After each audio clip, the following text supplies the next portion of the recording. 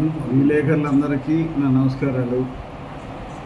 ముఖ్యంగా నేను చెప్పేదంటే మన 13వ తారీఖు మే 13వ తారీఖున జరుగుతున్న ఎలక్షన్లో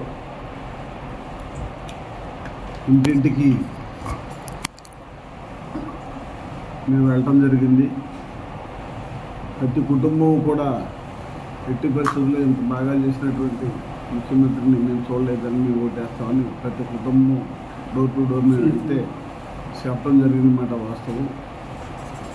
కానీ నిన్న 4వ తారీఖున కౌంటింగ్ బాక్సుల్లో చూస్తే అతి దారుణంగా జగన్మోహన్ రెడ్డిని 11 అసెంబ్లీ స్థానాలకి సరిపెట్టడం జరిగింది. దీంట్లో ఏంటంటే మాకైతే ఉన్న డౌట్ ఏంటంటే ప్రజలు మాత్రం ఓటేశారు.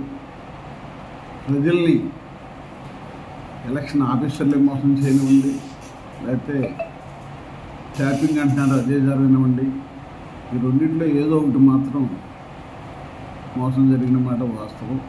అది మేము పక్కాగా నమ్ముతున్నాం. ఎందుకంటే మాకు 100కి 90% పడుతుంది ఓటింగ్ అని మేము నమ్మిన చోట కూడా మాకు పడకపోగా ఇప్పుడు అధికారంలోకి వస్తున్నటువంటి పార్టీకి మెజార్టీ చూపించడం జరిగింది. ఇది ఎక్కడో ట్యాపింగ్ జరిగింది అని అనేది మాత్రం ప్రగాఢంగా నమ్ముతున్నాం. ఎందుకంటే ప్రజలు నిష్పక్షపాతంగా జగన్మోహన్ రెడ్డి గారు బాగా పనిచేశాడు, బడుగు బలహీన వర్గాలను కాపాడాడు, ఆయనకే వేస్తామని బడుగు బలహీన వర్గాలన్నీ కలిసి ఓటేసి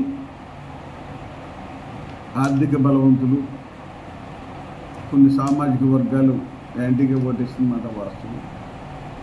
వీటన్నిటినీ చూసిన తర్వాత జగన్మోహన్ రెడ్డి గారికి వైఎస్ఆర్ కాంగ్రెస్ పార్టీకి 11 సీట్లు ఇచ్చిన తర్వాత మేము కూడా మాకున్నటువంటి పదవి, ఏ పదవి అయితే నాటక అకాడమీ డైరెక్టర్గా, స్టేట్ నాటక అకాడమీ డైరెక్టర్గా నాకున్నటువంటి పదవికి నేను నైతిక బాధ్యత వహిస్తూ రాజీనామా చేయడానికి లెటర్ తయారు చేసి పంపించడం జరుగుతుంది.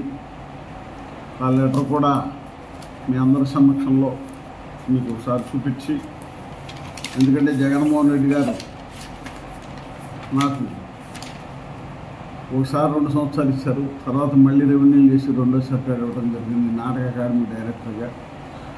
ఈ పదవి తృణప్రాయంగా నేను రాజీనామా చేయడానికి సిద్ధపడ్డాను. ఎందుకంటే ప్రజలు ఎంత బాగా జగన్మోహన్ రెడ్డిని నమ్మినా అధికారులు మాత్రం మోసం చేసిన మాట వాస్తవం.